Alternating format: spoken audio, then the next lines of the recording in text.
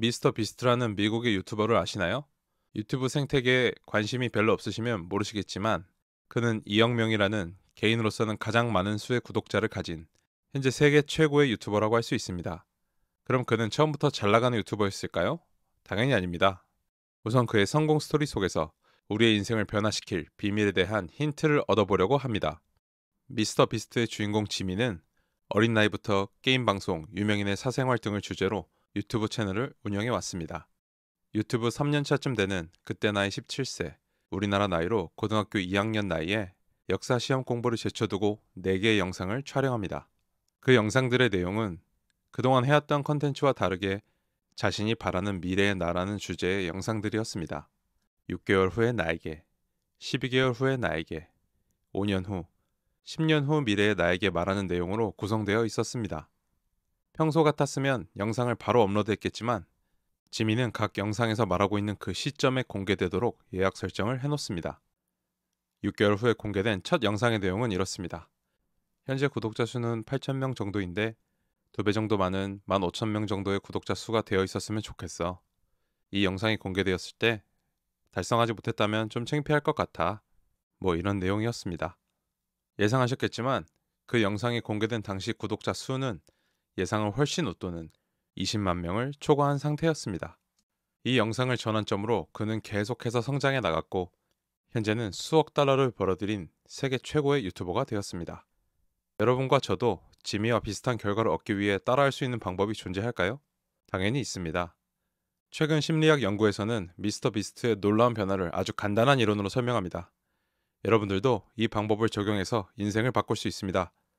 지금부터 설명드릴 이 책 퓨처 셀프를 통해 그 방법에 대해 이야기해 보려고 합니다.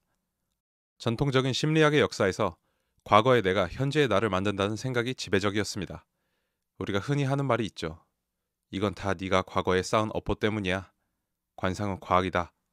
네가 살아온 게 지금 얼굴에 드러나 있는 거야. 그렇게 바꿀 수 없는 과거를 한탄하며 현실을 살아가는 것이 대부분 사람들의 모습일 것입니다. 그런데 1990년대에 자칭 긍정심리학자라는 혁신적인 심리학 집단이 나타나 기존 심리학 기조에 의문을 제기했습니다. 그들은 과거와는 다른 질문을 던지며 무엇이 사람들의 행복과 건강, 성공으로 이끄는지 탐구하기 위해 색다른 유형의 실험을 진행했습니다.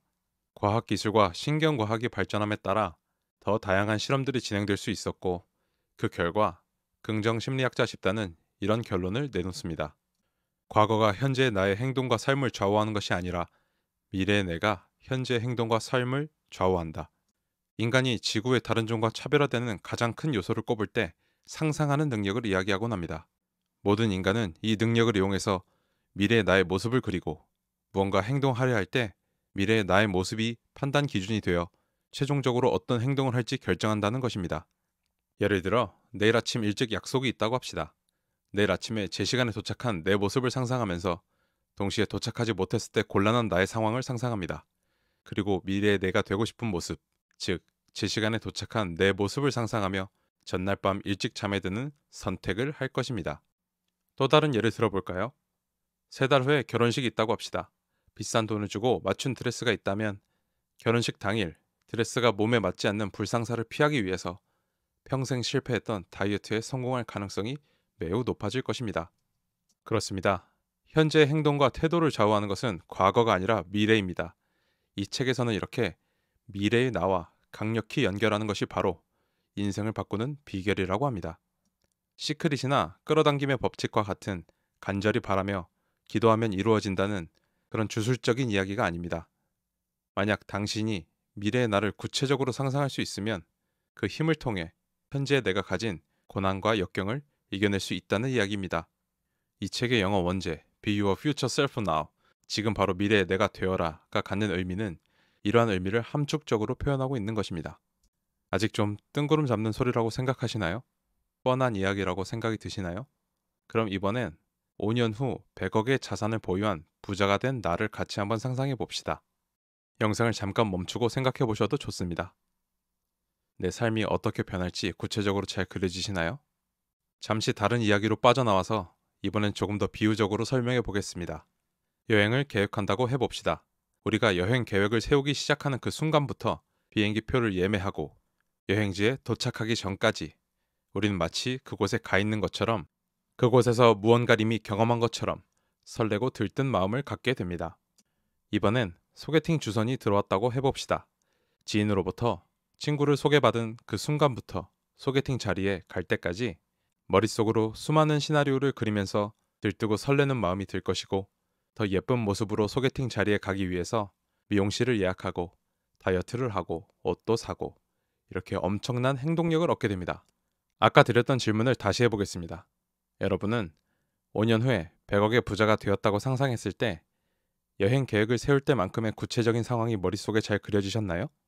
소개팅에 나가는 설레임에 버금가는 느낌을 받으셨나요? 만약 그렇지 않다면 자기 자신도 알고 있는 것입니다. 5년 안에 100억의 자산가가 되는 것이 그다지 현실적이지 않다는 것을. 현실적이지 않은 상상은, 마음의 동요를 일으키지 않는 상상은 사람을 행동하게 만들지 않습니다. 이것이 바로 우리가 쉽게 변화하지 못하는 결정적인 이유라고 할 수 있습니다.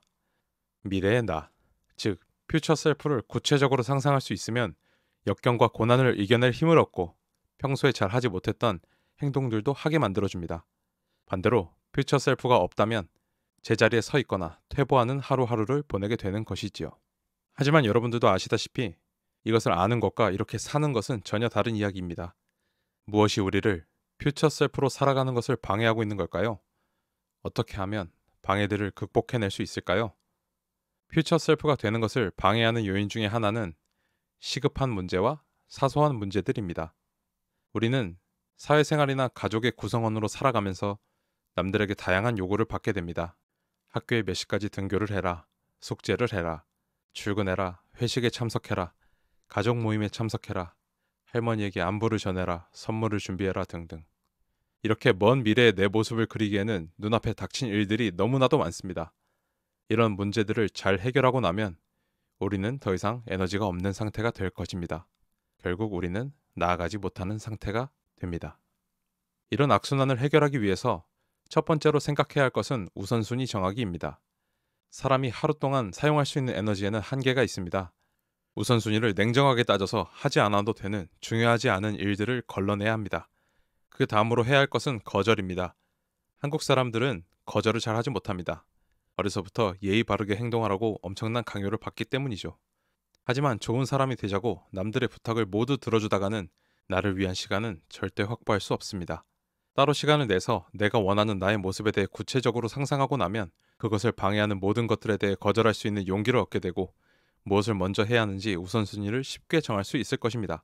여러분들 모두 하루하루 눈앞에 놓인 일들과 싸우느라 힘드시겠지만 잠시라도 시간을 내서 진정 원하는 자신의 미래의 모습을 구체적으로 그려보세요.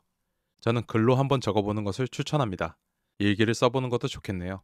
써보시면 바로 느낄 수 있을 것입니다.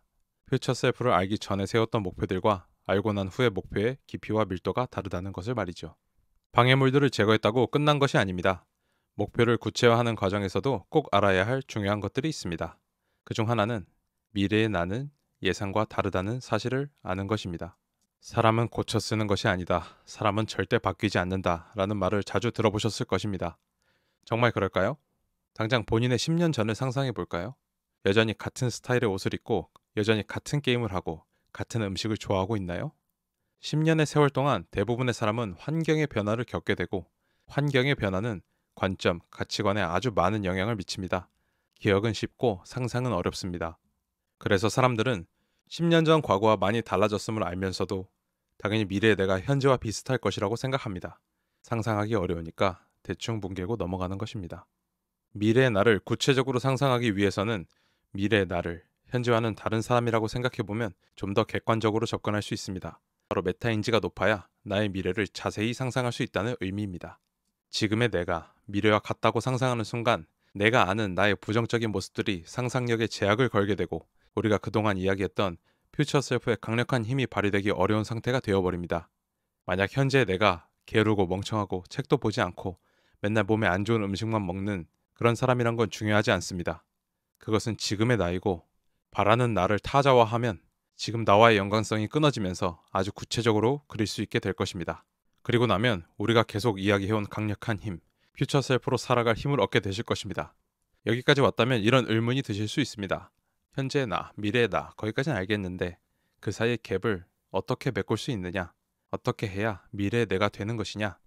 가장 중요한 퓨처 셀프의 마지막 단계, 미래의 내가 되는 구체적인 방법에 대해 이야기를 해보겠습니다. 미래의 내가 되기 위해 가장 먼저 해야 할 것은 지금 당장 할 수 있는 가장 중요한 것을 목표로 정하는 것입니다.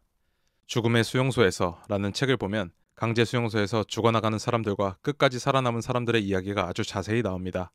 수용소에서 가장 먼저 죽는 사람은 대부분 희망을 잃고 현실에 맞는 삶의 목적을 찾지 못한 사람들이었다고 합니다. 죽음의 수용소에서의 저자 빅터 프랭클은 정신과 의사로 매일 죽어나가는 사람들을 조금이라도 줄여보기 위해 사람들에게 다가가 주어진 환경 안에서 기대할 수 있는 목표를 제시해 그들이 정신적으로 무너지지 않게 내적 힘을 얻도록 도왔다고 합니다. 그 스스로도 수용소에서 끌려가기 전부터 쓰고 있던 책을 반드시 완성해야 한다는 사명감을 갖고 있었기 때문에 삶을 포기하지 않고 끝까지 희망을 버리지 않을 수 있었다고 합니다. 이 이야기를 통해 얻을 수 있는 교훈은 가진 것에 비해 지나치게 큰 꿈을 꾸게 되면 당장 해야 할 일들은 보이지 않고 희망은 자연스럽게 사라지게 된다는 것입니다. 그 순간 퓨처 셀프는 나로부터 떠나가고 다시 남들에게 조종당하는 삶으로 돌아가게 됩니다. 따라서 현재의 자신의 능력과 환경을 정확하게 인지하고 퓨처 셀프로 살기 위해 실행할 수 있는, 지금 당장 실행할 수 있는 가장 중요한 것을 찾아내서 목표로 삼는 것부터 시작해야 합니다. 스티브 잡스의 목표는 세상을 바꾸는 것이었습니다. 하지만 당장 눈앞에 있는 현실적인 목표는 아이팟을 제대로 만들어 출시하는 것이었습니다.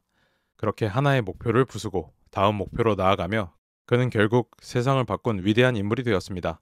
좀 더 현실적인 예를 들어보자면 부모님께 경제적으로 의존하는 상황에서 부모님이 나의 꿈을 무시하고 어떤 직업을 강요한다면 환경을 탓하며 부모님이 원하는 길을 그대로 갈 것이 아니라 내가 원하는 내가 되기 위한 계획을 세워야 할 것입니다.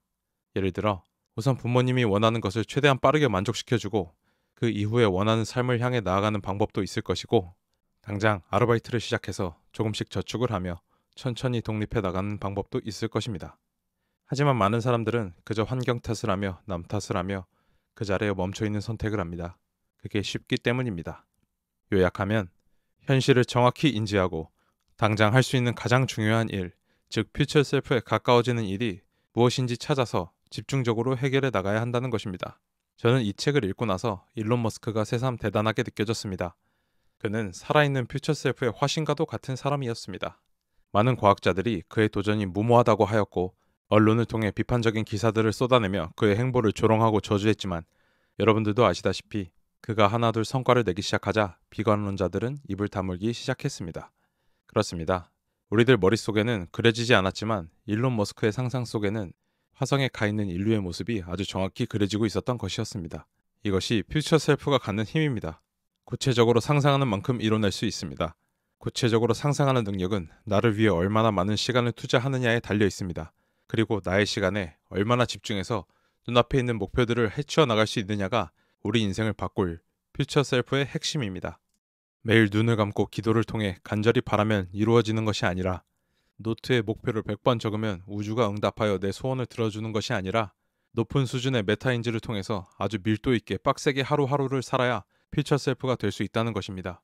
이 책은 총 3파트로 구성되어 있습니다. 첫 번째 파트는 미래의 나를 위협하는 요인 7가지, 두 번째 파트는 미래의 나에 대한 진실 7가지, 세 번째 파트는 미래의 내가 되는 7단계. 제가 영상에서 소개해드린 내용은 아주 일부분에 불과합니다. 여러분들도 가까운 도서관이나 서점에 가셔서 꼭 읽어보시길 권합니다. 저는 요즘 친구들을 만나야 하거나 가볍게 선물을 준비해야 하거나 상대가 위로나 용기를 필요로 할 때 이 책을 선물로 주는 습관이 생겼습니다. 그만큼 이 책은 제 삶을 많이 바꿔놓았습니다. 그 증거가 바로 이렇게 유튜브를 하고 있는 것이라고도 할 수 있습니다. 게으르고 입만 살았던 저도 이렇게 퓨처 셀프를 만나 성장하는 하루하루를 보내고 있습니다. 여러분도 반드시 여러분이 원하는 미래의 모습이 될 수 있습니다. 영상을 보시는 모든 분들이 퓨처 셀프를 만나 인생에 큰 변화를 일으킬 용기와 힘을 얻을 수 있길 바랍니다. 긴 영상 봐주셔서 감사합니다. 다음에 또 좋은 영상으로 찾아뵙겠습니다. 감사합니다.